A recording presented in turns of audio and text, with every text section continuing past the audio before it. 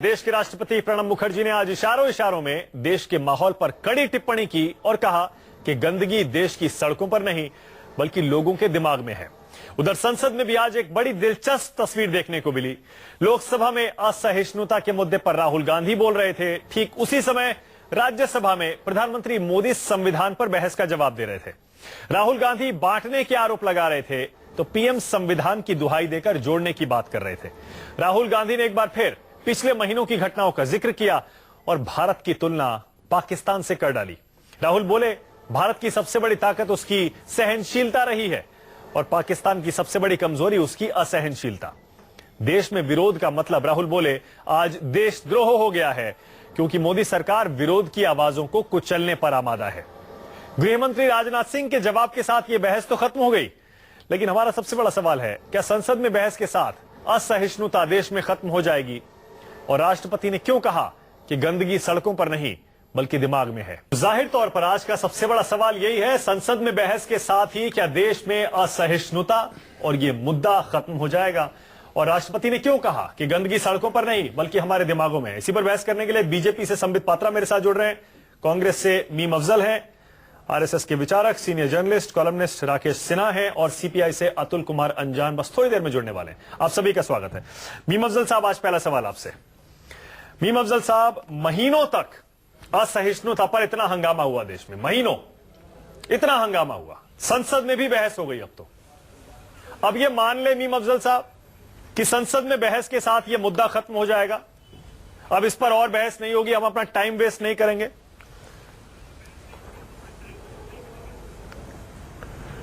देखिए, इसका जो दारोमदार है वो सरकार पर है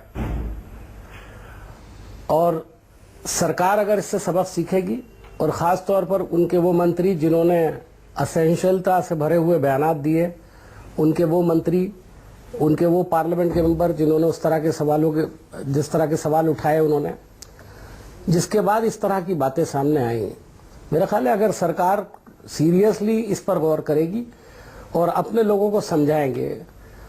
और आज आपने देखा दो बड़ी अहम तकरीरें थीं। एक तरफ प्रधानमंत्री की तकरीर थी जो बहुत ही लो प्रोफाइल होकर बात कर रहे थे, आप उसकी तुलना कीजिए बिहार में उनकी तकरीरों से, एकदम आपको डिफरेंस नजर आता है।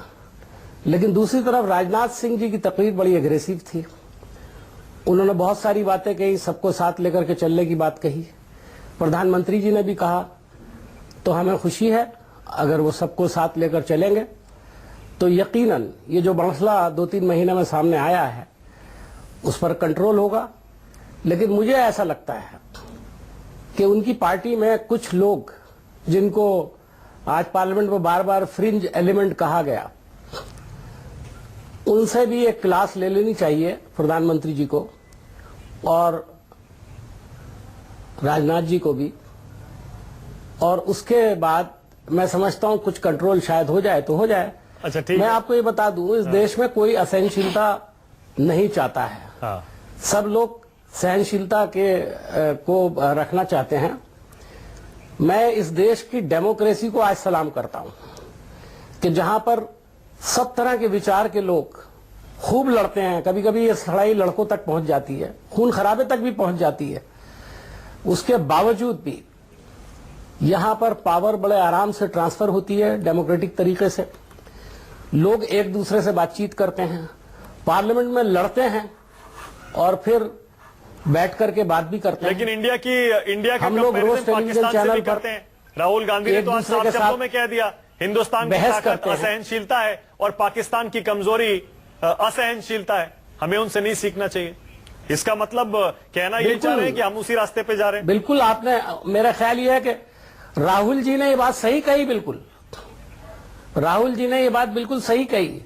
पाकिस्तान की हिस्ट्री उठाकर देखिए ना, पाकिस्तान तो बना ही असहनशीलता पर था। अगर पाकिस्तान न बनता और उन लोगों ने, मुस्लिम लीग ने असहनशीलता नहीं दिखाई होती, पर हमारे देश में तो इतने आज बुरे हालात भारत हैं क्या? कितना पावरफुल होता, कितने ज्यादा लोग एक साथ और होते। तो ये असहनशीलता की बुनियाद पर बनने वाला पाकिस्तान, उसको तो हमने एक सबक दिया अपने देश को डेमोक्रेटिक कंट्री बना करके, सेकुलर डेमोक्रेसी बना करके, एक सोशलिस्ट डेमोक्रेसी बना करके, तो मुझे फख्र है इस बात पर। हम लोग टीवी चैनल पर रोज बैठकर बहस करते हैं, ठीक है, ठीक है, लेकिन वो बात कभी कभी हमारे दोस्त संबित पात्रा कहते हैं, एक आधा मिनट बात करूंगा। हाँ। आजकल काफी कह रहे हैं वो, पावर में आने के बाद इनकी एथिक बदल गई है। वो कहते हैं कि टीवी पर भी ऐसा ही माहौल होना चाहिए जैसे हम लोग बाहर जब आपके चैनल पर जाते हैं तो उससे पहले हम आपके यहाँ बैठकर चाय पीते हैं तो बहुत अच्छी तरह बातें करते हैं, कभी हमको लगता ही नहीं कि हमारे अंदर कोई बहुत ज्यादा डिफरेंसेस हैं।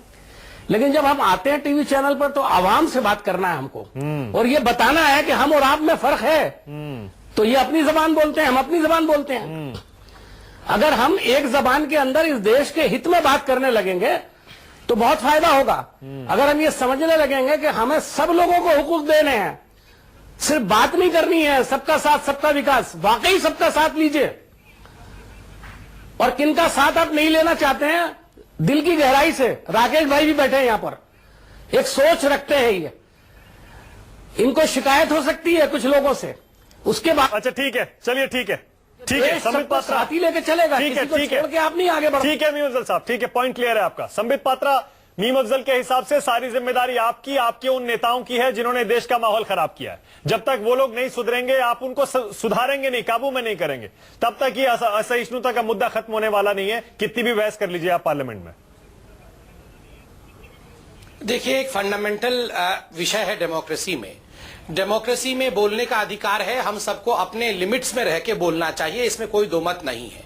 कुछ कमेंट्स कुछ नेताओं के होते हैं, उससे पूरा हिंदुस्तान असहिष्णु हो जाए, पूरे हिंदुस्तान को पाकिस्तान के साथ कंपेयर कर दिया जाए, पूरे हिंदुस्तान को यह नसीहत दे दी जाए कि हम पाकिस्तान के जैसे नहीं बने, ये उचित नहीं होगा। अगर बयानों पर ही देश बदल जाता तो देश का कब का बदल चुका होता, क्योंकि मैं आपको 3 बयानों का उदाहरण देता हूं। नंबर 1, जब बड़ा पेड़ गिरता है तो धरती हिलती है, ये तो कोई फ्रिंज एलिमेंट ने नहीं कहा था, ये तो सबसे बड़े उनके नेता राजीव गांधी जी ने कहा था। दूसरा बयान अभी 4 दिन पहले संसद में हुआ, रक्तपात हो जाएगा अगर आप कॉन्स्टिट्यूशन को अमेंड करने की कोशिश करेंगे। रक्तपात कोई बहुत सुंदर शब्द तो नहीं है, वो कोई सहिष्णु शब्द तो नहीं है। और तीसरा बयान बिल्कुल अलग दृष्टिकोण से मैं आपको 2014 का याद दिलाता हूं। एक बहुत बड़े नेता हुए जो आजकल पाकिस्तान से गलबैयां लगा रहे हैं कांग्रेस में, उन्होंने कहा क्या 21वीं शताब्दी में कोई चाय वाला प्रधानमंत्री बन जाएगा? ऐसा हो ही नहीं सकता है। 21वीं शताब्दी में कोई चाय वाला प्रधानमंत्री बन नहीं सकता है। उससे कहिए कि वो आए और कांग्रेस के अधिवेशन में चाय बेचे। ये सहिष्णुता एक गरीब के प्रति, एक चाय बेचने वाले के प्रति, लोकतांत्रिक पार्टी अपने आप को कहने वाली इसका मतलब ये हुआ संबित पात्रा के प्रति थी। संबित पात्रा, इसका मतलब ये हुआ पार्लियामेंट में कितनी भी बहस आप कर लें, आखिरकार हुआ वही। आप कह रहे हैं मोदी जी असहिष्णुता का शिकार हुए, मीम अफजल कह रहे हैं सरकार विपक्ष की आवाज कुचल रही है। आज कांग्रेस ने वॉकआउट भी कर दिया जब राजनाथ सिंह इस बहस का जवाब दे रहे थे। यानी सियासी असहिष्णुता देखने को मिली असहिष्णुता पर बहस के दौरान। इसका मतलब ये मुद्दा अभी मरने वाला है नहीं, संबित पात्रा। नहीं, देखिए, मुद्दा कोई है नहीं तो किसी मुद्दे को जीवित रखना है ना। आप याद करिए, जब कांग्रेस के समय में पार्लियामेंट चलता था तो किन मुद्दों पर बहस होती थी? 2G में कितना घोटाला हो गया, CAG क्या कह रही है, कोलगेट में क्या घोटाला हो गया। और अब जब ऐसे मुद्दे नहीं है तो स्वाभाविक रूप से इन मुद्दों पर चर्चा चल रही है जो मुद्दे एग्जिस्ट ही नहीं करते। मतलब आप ये कह रहे हैं कि टाइम वेस्ट किया, मतलब इसका मतलब संसद ने टाइम वेस्ट किया इस पर बहस करके, इससे कुछ नहीं निकला। नहीं, मैं उसको लाइव एग्जाम्पल देता हूं ना। देखिए, लाइव एग्जाम्पल क्या है। कल मोहम्मद सलीम साहब ने एक न्यूज़पेपर, एक न्यूज मैगजीन से पढ़ा जो चीज कभी था ही नहीं, राजनाथ जी ने वो कहा ही नहीं था, उसको उन्होंने पढ़ दिया। पूरा दिन संसद का ध्वंस हो गया। शाम को उस न्यूज मैगजीन ने कहा कि हमने गलती से छाप दी थी। तो हमने शुरू से ही तो कहा था ये सब मैन्युफैक्चर्ड है। एक मैन्युफैक्चर्ड बयान पे पूरा एक दिन का संसदीय जो सत्र है वो ध्वंस हो जाता है, वो समाप्त हो जाता है। तो आप खुद निर्णय करिए कि मैन्युफैक्चर्ड ओपिनियन, मैन्युफैक्चर्ड बहस क्या होती है। अच्छा, मतलब आपने इस डिबेट को भी अब मैन्युफैक्चर्ड करार दे दिया जिसके लिए आप तैयार हो गए थे। अतुल अंजान भी हमारे साथ टेलीफोन लाइन की रखिए, एक सेकंड में आ रहा हूं। अतुल जी, देख रहे हैं आप, कांग्रेस कह रही है कि यह बहस हुई, बहुत बढ़िया हुआ। मीम अफजल साहब तारीफ कर रहे हैं, लोकतंत्र की खूबसूरती है, सरकार बैकफुट पर रही, और देखिए संबित पात्रा कह रहे हैं समय की बर्बादी है। आपको भी लगता है इस डिबेट से कुछ नहीं निकला? देखिए, ऐसा है कि सत्तारूढ़ दल जो है वो अपनी प्राथमिकताएं नहीं तय कर पा रहा है कि उसे करना क्या है। ये लोग बड़ी गलत फहमी के चक्कर में सरकार में आ गए। मैं एक छोटा सा समय आपका लेना चाहता हूं कि जब सीता का हरण करने के लिए रावण आया था ना, तो वो एक उसने पहले सोने का हिरण छोड़ दिया था। सीता जी प्रभावित हो गई, लक्ष्मण जी रेखा खींचकर चले गए उस हिरण को पकड़ने के लिए, और जैसे फिर वो भिक्षा मांगने रावण पहुंच गया तो सीता जी का हरण कर लिया। यहाँ 2 करोड़ नौजवानों को हर साल काम मिलेगा, 15 लाख रुपए हर परिवार के अंदर जो है उनके जनधन योजना के तहत जो बैंक का खाता खुलेगा उसमें जमा हो जाएगा। तो ये हुआ है जो, तो इसलिए कह रहे हैं ना कि अगर मैं आपसे कहता हूँ एक बार सुन जाइए, अगर सुनना हो तो दर्द छोड़िए, जाने दीजिए आप। हाँ, अच्छा, अतुल जी लगता है नाराज हो गए। अतुल अंजाने देखिए, हम उनसे ये पूछना चाह रहे थे, रामायण सुना के चले गए। नहीं, उनसे हम ये पूछना चाह रहे थे कि अगर इतने इंपॉर्टेंट मुद्दे हैं, आर्थिक मुद्दे लोगों से जुड़े हुए, जिन पर बहस होनी चाहिए थी, विपक्ष को उठाने चाहिए थे, तो फिर हम ये असहिष्णुता पर बहस क्यों करने लगे? राकेश जी, आपको भी लग रहा है कि विपक्ष को अगर वाकई गंभीर था इन मुद्दों को लेकर, काला धन, नौकरियां, बिजली, पानी, सड़क, मकान, ये सारे मुद्दों पर, तो असहिष्णुता पर बहस नहीं होनी चाहिए थी, उन मुद्दों पर होनी चाहिए थी? देखिए, मैं मानता हूं, अंग्रेजी का एक कहावत है, every cloud has a silver lining. तो कभी कभी दुर्भाग्यपूर्ण चीजों से भी, कभी कभी अमंगल से भी मंगल की कामना की जाती है। तो मुझे लगता है कि अगर असहिष्णुता पर बहस हुई, जो लोगों के मन में था, जो गुबार था, जो लोग चाहे मन में गलत हो सही हो, लोकतंत्र में अपनी गुबार को निकालने का मौका मिलना चाहिए। जनता में विश्वास रखना चाहिए, अपनी बौद्धिकता में, अपनी विरासत में विश्वास रखना चाहिए कि ये गलतियां होंगी, गलतियों को हम ठीक करने की हिम्मत रखते हैं, साहस रखते हैं। आज भारतीय लोकतंत्र ने साबित कर दिया कि जब संसद में बहस हो रही थी कि दूध का दूध, पानी का पानी होगा। एक बात मैं यहाँ कहना चाहूंगा, जब भारत के गृह मंत्री ने, प्रधानमंत्री ने संविधान की बात कही, गृह मंत्री ने एक एक मुद्दे पर जवाब दिया, तो घूम फिर के विपक्ष कहां आया? अखलाक को भूल गया विपक्ष, कुलवर्गी साहब को भूल गया, डावोलकर को भूल गया। क्योंकि इन सब मुद्दे पर विपक्ष स्वयं घिर रहा था। वो कहां आए? 5 बयान पर। मैं मानकर चलता हूं, विपक्ष के सारे आरोप को मैं मान लेता हूं कि 5 बयान गलत थे। तो क्या उन 5 बयानों के आधार पर पूरे भारत को असहिष्णु घोषित कर दिया जाए? 60-70 लोग अवार्ड, सरकार को इस बहस पर तैयार ही नहीं होना चाहिए। मैं दूसरी बात कहूं, 60-70 लोगों को अवार्ड वापस करके पूरी दुनिया में संदेश दे देना चाहिए कि भारत में अब कोई ऐसी स्थिति नहीं रहेगी। आमिर खान को क्या ये बयान देना चाहिए कि मेरी पत्नी करे कि देश छोड़कर चले जाओ? देखिए, जो माहौल क्रिएट किया गया उसको मैं कहता हूं इंटॉलरेंस फोबिया।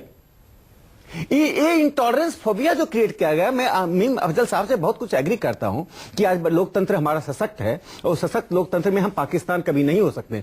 जिस पत्रिका ने पाकिस्तानाइजेशन ऑफ इंडिया छापा है, मैं उसकी निंदा करता हूं, भर्त्सना करता हूं कि आप अपनी आजादी को, जैसे उनको छापने का अधिकार है, भर्त्सना करता हूं। राकेश जी, ठीक है, मैं सवाल ये पूछ रहा हूं, इसका मतलब आपको नहीं लगता सरकार को इस बहस पर तैयार नहीं होना चाहिए था? बिहार में जो मैंडेट मिला उससे ये तो साफ हो गया कि भड़काऊ बयानों की कोई जगह नहीं है, लोगों को पसंद नहीं है। देखिए, मैं मानता हूं कि लोकतंत्र, तो उसके बाद आप सरकार बैकफुट पर थी और इसीलिए बहस के लिए तैयार हुई है। देखिए, जब बहस निम्न स्तर पर आता है तो वह उन लोगों को अवसर देता है जो जिनका ना अध्ययन है, ना अनुभव है, ना दूरदृष्टि है, ये बहस में हावी हो जाते हैं। ये किसी भी देश में, किसी भी वर्ग में होता है। जब बहस मुद्दों पर जाता है, विषयों पर जाता है, गंभीरता पर जाता है। आप देखिए, भारत की राजनीति में जवाहरलाल नेहरू, मैं निंदा, कई बातों से असहमति है, लेकिन डिस्कवरी ऑफ इंडिया ने लिखा। डीपी मिश्रा कांग्रेस के थे, उन्होंने नेहरू एपॉक लिखा। मैं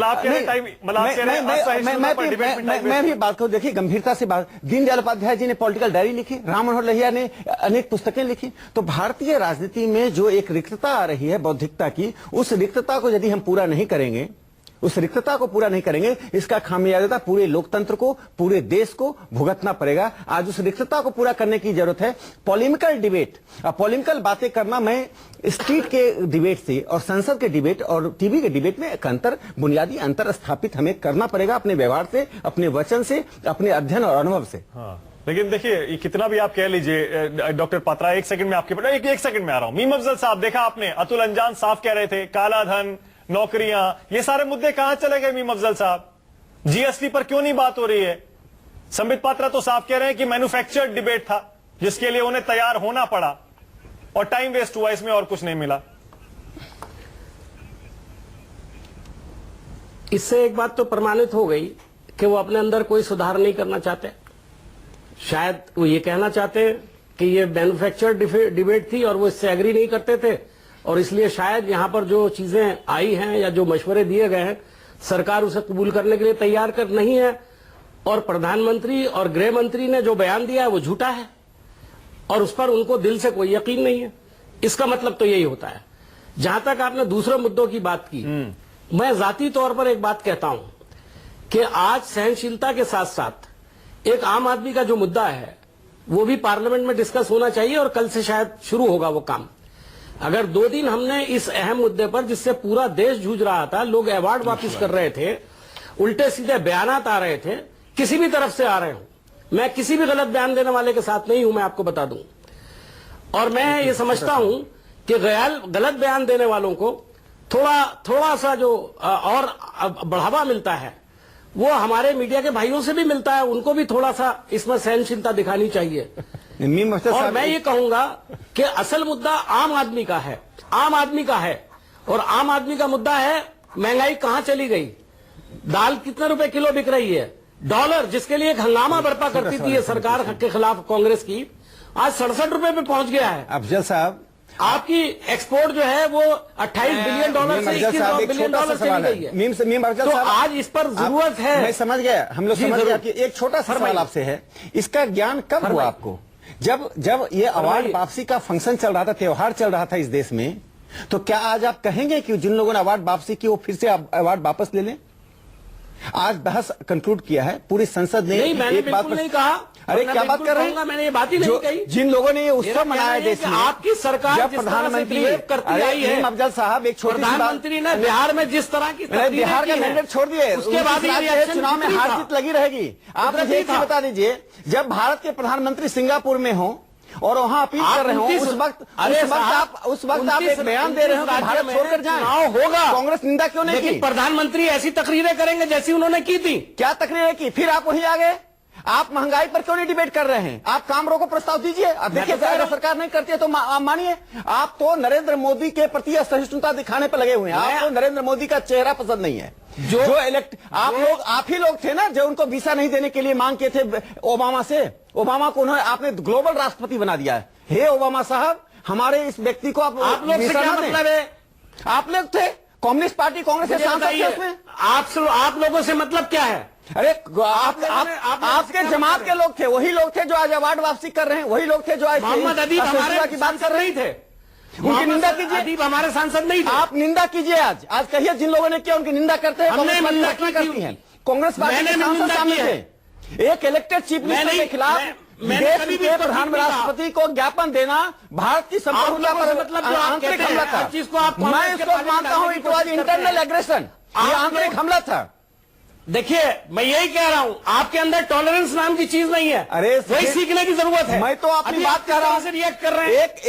एक अतुल रंजन साहब टेलीफोन लाइन काट दिया और आप उस पर आरोप लगा रहे हैं। हेट फैलाने का काम देश के अंदर करते रहते हो। देखिए, आप मुझ पर आरोप लगाना शुरू कर दिए। मैं तो तथ्य की बात कर रहा हूं। एक जवाब दे दीजिए। तिवारी कमीशन का नाम आपने सुना है? मैं असम में 1983 में 3000 लोग मारे गए थे। तिवारी कमीशन बना, आज तक तिवारी कमीशन की रिपोर्ट नहीं आई। उन 3000 लोगों की जान की कीमत नहीं थी क्या?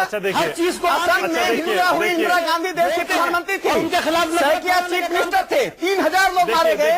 एक बात, 3000 लोगों पर तिवारी कमीशन बना, कांग्रेस उसका देखी हुई है। राकेश जी, ब्रेक। राजीव गांधी ने ठक्कर कमीशन रिपोर्ट सामने कर दीजिए।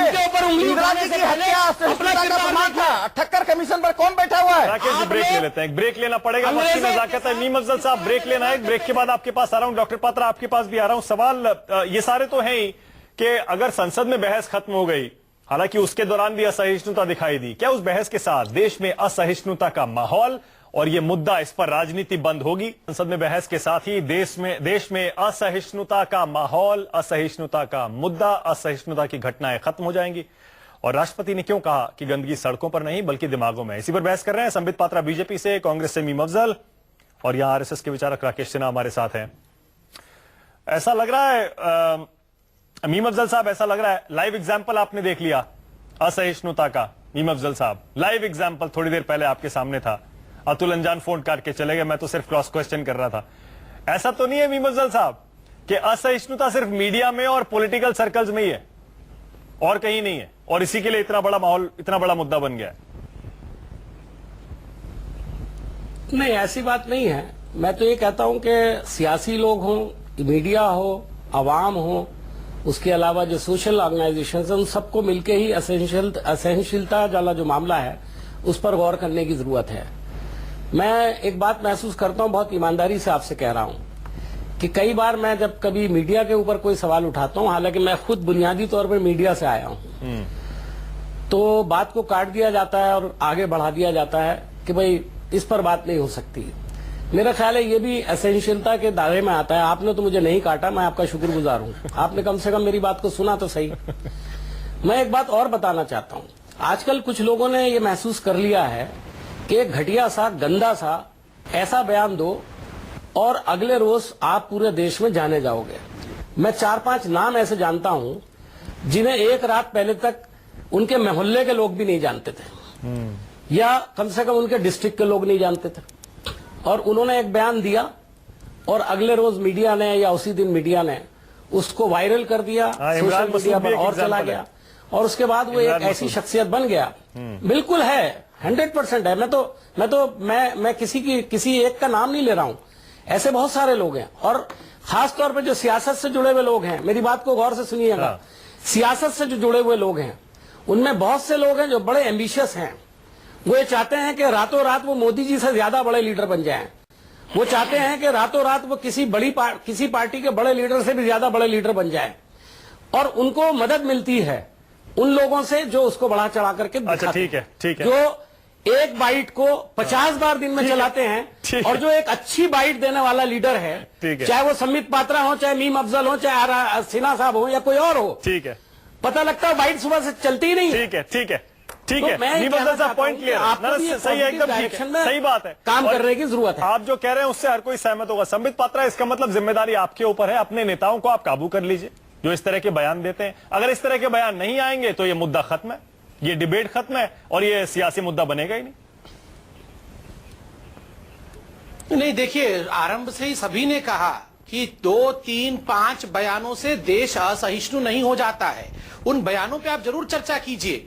देखिए, आज राहुल गांधी जी का एक उदाहरण लेते हैं, बंदी करवा दीजिए उनको। सुन लीजिए ना, आपने सबको देख, थोड़ा सहिष्णु होकर सुन लीजिए मानक भाई, बाकी सबको आपने सुना, मुझे भी सुन लीजिए। हमें असहिष्णु, देखिए मैं तो सिर्फ इतना कह रहा हूँ, बयान बंद करवा दीजिए, पूरा मुद्दा खत्म है। ये मैं कह रहा हूं थोड़ा सहिष्णु होकर सुन लीजिए।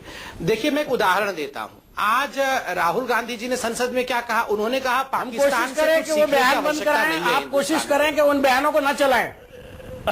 अच्छा, ठीक है, एक सेकंड, देखिए, चलिए आप लोग आपस में बात कर लीजिए, मैं थोड़ी देर इंतजार कर लिया। नहीं, डॉक्टर पात्रा, मैं अतुल अंजान जी की तरह जाऊंगा तो नहीं, मगर आप लोग आपस में बात कर लीजिए। नहीं, संबित पात्रा बोलिए, आप बोलिए। मैंने ऐसे ही संबित पात्रा बोलिए आप, क्योंकि सवाल आपसे, जिम्मेदारी आजकल आप बड़ी जल्दी नाराज हो जाते हैं, फौरन मैदान छोड़ने लगते हैं आप। नहीं, ना, मैं नाराज नहीं होता हूं, मैं बदतमीजी और डिस्कर्टियस नहीं होना चाहता हूं। मैं बीच में चिल्ला चोट में विश्वास नहीं रखता हूं। मैं डिस्कर्टियस नहीं हूं, आपके लिए कभी नहीं होता हूं। मैं शांति से सुन लूंगा, कोई बात नहीं, हम सहिष्णु लोग हैं। मैं तो आपके संबित पात्रा, ऐसा क्यों नहीं करते आप? संबित पात्रा, सीधे इस मुद्दे को आप हैंडल क्यों नहीं करते हैं? सारी जड़ जो है इस पूरे विवाद की, पूरे माहौल की, उन 4-5 लोगों के बयान ही है। मैं वो क्यों देते हैं बयान? इसका उदाहरण देता हूं। आप इस डिबेट पे देखिए, जैसे ही मैं उत्तर देने का प्रयास करूंगा, एंकर हमें बोलने देंगे नहीं, बाकी प्रवक्ता हमारे ऊपर चढ़ बैठेंगे, वो हमें बोलने देंगे नहीं। मैं चिल्लाऊंगा तो बोलेंगे देखिए एरोगेंट हो गए हैं ये जो रूलिंग पार्टी के प्रवक्ता हैं। तो स्वाभाविक रूप से एक मैन्युफैक्चर्ड माहौल तैयार करके जहां आप प्रवक्ता को बोलने ही नहीं देंगे, फिर आप कहेंगे कि आप उत्तर क्यों नहीं देते हैं। इस प्रकार का एक परसेप्शन, देखिए, मैं आपको घेर घेर के मुद्दे पे ला रहा हूं और आप भाग रहे हैं। लाइव डेमोन्स्ट्रेशन हो रहा है, लाइव डेमोन्स्ट्रेशन में आपको दिखा रहा हूं, मैं आपको घेर के ला रहा हूं। मीम अफजल घेर के ला रहे हैं, राकेश जी फिर भी खुल के बोल रहे हैं उस मुद्दे पे। नहीं, कि उन लोगों को इस तरह के बयान नहीं देने चाहिए। मुझे घेरने की आवश्यकता, उनकी जबान पर मुझे घेरने की आवश्यकता नहीं है। आप लेकिन उस पर नहीं बोल रहे। मुझे घेरने की आवश्यकता नहीं है भाई। आपके साथी जिनको आप खुला छूट दे रहे थे वो भाग गए हैं। अतुल अंजान भाग गए हैं। संबित पात्रा हम मुद्दे भाग पे आ नहीं रहे। जाइए हम और ये जवाब बोलिए देना कि चाहते क्या हैं, आप मगर उन लोगों को, कैसे अपने है? मोटर माउथ आप को, अपने 2 हेट मिनट शांत तो मॉन्गर्स रहिए। को, अपने बड़बोले जो बयान देते हैं, बयान बहादुर, उनको काबू करेंगे या नहीं करेंगे? तभी ये मुद्दा खत्म होगा। मैं इसी पे उदाहरण दे रहा था कि 5 बाइट से, 5 कमेंट से देश असहिष्णु नहीं होता है। आप उदाहरण लीजिए, आज राहुल गांधी जी ने कहा पाकिस्तान में जाके हिंदुस्तान को सीखने की आवश्यकता नहीं है। उनके 2 बड़े नेता, एक तो दोनों मंत्री रह चुके हैं और एक अभी सिटिंग सांसद हैं, वो दोनों पाकिस्तान गए थे और पाकिस्तान से न केवल शिक्षा लेकर आ रहे थे मगर वहां जाके षड्यंत्र कर रहे थे। तो ये मोटर माउथ तो अलग चीज है। Motor brains are more dangerous than motor mouth. Motor mouth तो ठीक कह रहे थे मीम अफजल साहब, 2-4 मिनट टीवी में आने आप के अभी लिए भी करते कोई हैं गारंटी सब कुछ। देने को मगर तैयार जो नहीं है मोटर कि इस ब्रेन तरह होते की हैं, बयानबाजी नहीं होगी। कोई गारंटी आप नहीं दे रहे हैं। जो मोटर ब्रेन होते हैं ना, वो देश को तोड़ने के लिए षड्यंत्र करते हैं। बताइए, राहुल गांधी बड़े लीडर हैं कांग्रेस के। पात्रा देखिए, वो फिर आप इन देखिए, दोनों फिर को बच रहे हैं। संसद से आप, मैं कह रहा हूं, हटाएंगे? कोई मैं ये गारंटी सवाल दे पूछता दीजिए, हूं। कोई गारंटी दे दीजिए कि इस तरह के बयान नहीं आएंगे, आएंगे तो उनके खिलाफ कार्रवाई होगी। इतना काफी है, बात खत्म, मुद्दा खत्म। नहीं मानक जी, आप मानते हैं कि ये 5 बयानों के कारण हिंदुस्तान एक खराब देश हो गया और हिंदुस्तान छोड़ के हमें विदेश चले जाना चाहिए? क्या आप ये मानते हैं व्यक्तिगत रूप से? मतलब आप मैं कह रहे हैं नहीं ये बयान आते रहेंगे, इस तरह के बयान आते रहेंगे, यदा कदा इस तरह के बयान आएंगे ना, और उस वैसे- पर ध्यान नहीं देना चाहिए? नहीं, वैसे आप कह रहे हैं, मैंने तो नहीं कहा। देखिए, मानक हाँ, देखिए, जहां तक बयानों का संबंध है, आप बयानों को उतनी ही तवज्जो दीजिए जितना देना चाहिए। काम को ध्यान से देखिए, मोदी सरकार के काम को देखिए। 7.4% जीडीपी आज देखिए, कल के तमाम चैनल्स पे ये विषय नंबर 1 के रूप में छाना था। 7.4% जीडीपी। अच्छा, प्रेसिडेंट क्यों कह रहे हैं संबित लगातार पात्रा, 2 वर्षों अगर तक ये मुद्दा है ही साथ नहीं दिया? डॉक्टर पात्रा, सुनिए। अगर ये मुद्दा है ही नहीं तो राष्ट्रपति क्यों कह रहे हैं कि गंदगी सड़कों पे नहीं है, दिमागों में है? हाँ, तो ये आप मीम साहब से पूछिए ना, राहुल गांधी से पूछिए कि हम तो सफाई अभियान चला रहे हैं सड़कों से गंदगी हटाने के लिए। वो कह रहे हैं मगर सड़कों मन में की है ही नहीं गंदगी ये कब हटाएंगे? गंदगी दिमागों ये में जो लोग बांटने की कोशिश कर रहे हैं उनके दिमागों नहीं, की वो बात तो हो रही है। बिल्कुल ठीक कह रहे हैं। बिल्कुल ठीक कह रहे हैं राष्ट्रपति साहब कि हम मोदी सरकार के मेहनत के कारण अब सड़कों पे गंदगी नहीं है। स्वच्छ भारत अभियान अब सक्सेसफुल हो चुका है। मगर आप कांग्रेस से पूछिए कि उनके लोगों के मन में जो गंदगी है, वो जो संसद को नहीं चलने दे जो रहे लोग हैं, बांटने क्या वो की गंदगी साजिश साफ कर रहे हैं, करेंगे? बांटने की कोशिश कर रहे हैं, बांटने वाले बयान दे रहे हैं, उनके दिमागों की गंदगी की बात कर रहे हैं राष्ट्रपति। और आप देखिए, आप किसी भी मुद्दे को हेड ऑन डील क्यों नहीं कर रहे हैं संबित पात्रा? क्यों नहीं आप बोलते हैं कि इस तरह के बयान नहीं आएंगे, आएंगे तो कार्रवाई होगी? नहीं, आप क्यों नहीं बोलते? नहीं, सुनिए मानक भाई, आप कुछ सुनना चाहते हैं वही सत्य हो। प्रधानमंत्री नहीं बोल रहे हैं, इनकी क्या हिम्मत है? आप नहीं, ना, हमारे प्रधानमंत्री भी बोल रहे हैं। प्रधानमंत्री बेचारे नहीं बोल रहे हैं कि वो इनके खिलाफ कार्रवाई करेंगे। तो हमारे संबित पात्रा तो बहुत छोटे लीडर हैं। अच्छा, ये कैसे यहाँ गारंटी कर देंगे? नहीं, मैं तो कुछ भी नहीं हूं। मैं तो जनता हूं। मैं आप लोगों की तरह बड़े लीडर नहीं हूं। मैं बहुत छोटा व्यक्ति हूं। अच्छा देखिए, मुद्दे पे आ रहा हूं। चाय बेचने वाले डॉक्टर पात्रा, एक आपके तरह डॉक्टर पात्रा, एक सेकंड, राकेश जी को ला रहा हूं। हम लोग मैं राकेश जी को ला रहा हूं। मगर हम लोग बड़े काम करके दिखाते हैं। मैं राकेश जी को ला रहा हूं। राकेश जी, ये तो आप मान लीजिए कि जो 4, 5, 7, 10 लोग हैं जो ये भड़काऊ बयान देते हैं, जहर उगलते हैं, जो मुंह में आता है वो बोलते हैं, ये उन्हीं की वजह से ये पूरी डिबेट खड़ी हुई है। विपक्ष को ये कहने का मौका मिल गया सरकार को कि आपकी वजह से ये सब हो रहा है। अगर ये नहीं होता तो उन सारी घटनाओं को लॉ एंड ऑर्डर के तौर पे ही देखा जाता। देखिए, मैं एक बात से सहमत हूं, कुछ पार्सली मैं मीम अफजल साहब से भी सहमत हूं और आपसे भी सहमत हूं कि बयानों को कितना तरजीह दें और कितनी उपेक्षा करें, ये हमारा भी दायित्व बनता है। और बयान देने वाले किसी खास पार्टी में यदि आप अंकित करेंगे, मीडिया भी किसी खास पार्टी, खास विचारधारा में ऐसे लोगों को ढूंढते चलेगी और कहेगी आप बयान दीजिए। पूछा जाता है आपका क्या मत है, यदि लिबरल मत है तो हम आपका बयान नहीं लेंगे, थोड़ा सा और थोड़ा सा। मैं बता रहा हूँ, अरे मैं मानक जी मेरी बात सुन लीजिए, मैं हकीकत बता रहा हूँ। हम तो हर तरह के विचार चलाते हैं। हमारा काम क्या है? मैं एक बात, हमारा काम ये है, हमारा काम क्या है? समाज में जितने लोग हैं, जितने चुने हुए सांसद, मैं आपको नहीं कह रहा हूँ, बड़े नेता, मैं आपको नहीं कह रहा हूँ, जिनको लोग मानते हैं, जिनकी बात सुनते हैं, मैं आपको नहीं कह रहा हूँ, मैं आपको नहीं कह रहा हूँ, वो जो कहते हैं वो दिखाया जाए। ठीक है, आपकी बात से मैं बहुत असहमत नहीं हूँ। चलिए, मैं दूसरी बात कर रहा हूँ। यदि आज संसद इस बात पर विमर्श करती कि आजादी के 7 दशक के बाद भी 44 प्रकार की अस्पृश्यता, 44 प्रकार की अस्पृश्यता देश में है और प्रत्येक दिन 88 दलितों, एवरेज प्रत्येक दिन 88 दलितों के ऊपर आउटरेजेज होता है, तो आज पूरा विश्व मानता है कि भारत उस रास्ते पर जा रही है। लेकिन इनको 5 बयानों को लेकर जो तकलीफ है, मैं बता दूं, संदर्भ ऐसा बनाया गया कि वो बयान आए। आप भी देखिए बच नहीं रहा। नहीं, मैं बच नहीं रहा हूं। बोलते ये बयान बंद होने चाहिए। मैं तो कह रहा हूं कि आर्टिकुलेटेड बात करनी चाहिए, राजनीति में उनका महत्व होना चाहिए, जिनके अपने अनुभव हैं, जिनके अध्ययन है, जिनमें गंभीरता है। राजनीति में हल्के लोगों का स्थान नहीं मिलना चाहिए, चाहे कोई भी पॉलिटिकल पार्टी हो। राजनीति का स्तर गिरने से बचाने की सामूहिक जिम्मेदारी हम सभी राजनीतिक पार्टियों की है। हाँ, बिल्कुल सही है। राजनाथ सिंह ने भी आज यही कहा। लेकिन राहुल जी, देखिए एक बात कहूंगा, देखिए छोटी छोटी बात है। राहुल जी कैबिनेट के द्वारा पारित चीज को सार्वजनिक रूप से उसको टर्न आउट करते हैं, तो क्या संदेश जाता है? मैं सिर्फ राहुल जी का, अगर ये बात कोई बीजेपी का भी लेता है, पुराना मुद्दा आप ये क्यों यहाँ क्यों ला रहे हैं? कितना पुराना मुद्दा मतलब है? कितना, पॉइंट क्या है आपका? कितना पुराना मुद्दा पॉइंट क्या है आपका? राहुल गांधी जो कहते हैं पाकिस्तान से नहीं सीखने की जरूरत है, राहुल गांधी को पाकिस्तान से ऑब्सेस्ड नहीं होना चाहिए। राहुल गांधी को पाकिस्तान से इतना ऑब्सेस्ड नहीं होना चाहिए। वो तो कह रहे हैं राहुल गांधी, बीजेपी वाले हैं जो कहते हैं कि अगर आप इंटॉलरेंट राहुल गांधी कुछ नहीं करें। राहुल गांधी से मेरा आग्रह है, सुबह शाम उठते हैं, आरएसएस को गाली देते हैं, कम से कम डिस्कवरी ऑफ इंडिया ही पढ़ लें, उनके ही घर में लिखा हुआ। मीम अफजल साहब, एक सवाल ये भी है। मीम अफजल साहब, देखिए ये 4-5-7 लोग जो बयान देते हैं, आपने सियासी तौर पर इनको खूब भुना लिया है। बिहार में देखिए आपको बहुत बड़ी जीत भी मिल गई। अब आपको नहीं लगता कि आपको भी अब इस मुद्दे को साइड पे रख देना चाहिए और रियल इश्यूज पे आ जाना चाहिए जो जनता से जुड़े हैं? देखिए, अगर हम इसको हमने तो इसको साइड पर रखने का समझिए तहिया कर रखा है। हम तो जानते हैं कि इससे नुकसान ही नुकसान होना है, फायदा तो होता नहीं है। इससे देश में माहौल खराब होता है। और जिस मुद्दों पर, असल मुद्दों पर सरकार को हमें घेरने का मौका है, जिसका मैं भी जिक्र कर रहा था और आप भी कर रहे थे, और अनजान जी चले गए, ईमानदारी की बात है, मैं अच्छा नहीं लगा, मुझे अनजान जी को रहना चाहिए था। वो अच्छी बात करते हैं और वो बुनियादी तौर पर आम आदमी की बात करते हैं। सहनशीलता और ये सब को तो अपनी जगह पर है, लेकिन आम आदमी की बात हो, ये तो हम चाहते हैं, ये तो हमारे हक में है। इसलिए कि ये सरकार अभी बहुत सारी बातें संबित जी ने गिनवाई कि हमारी ये उपलब्धि है, जीडीपी। अरे जीडीपी कुछ नहीं होता है। आपकी बिहार में दाल नहीं गली इसलिए कि दाल 200 रुपए किलो बिक रही है, इसलिए आपकी दाल नहीं गली। जीडीपी कुछ नहीं होता। आज आप जाइए, आप ही थे संबित जी जो डॉलर के ऊपर सबसे ज्यादा हंगामा करते थे। 67 रुपए के करीब डॉलर पहुंच गया है। क्रूड ऑयल $40 है। राहुल जी ने कहा है। और महंगाई कहां पहुंच गई? उन्हीं ने कहा होगा, और तो कोई कह नहीं सकता। मैं आपसे कह रहा हूं, ऐसा है। ये किसने कहा? राहुल जी मुझे राहुल गांधी ने कहा होगा, और मोदी जी नहीं देते। ये ज्ञान तो मैं आपकी तरह से रोजाना मोदी जी पर हमले नहीं करता हूं। आपकी तरह का शौक मुझे नहीं है। अच्छा, आप क्यों करेंगे? वो तो सोनिया, अगर मैं रोज ना वो तो पूरी पार्टी कर रही होती है, आप क्यों करेंगे? आप शायद समझते हो।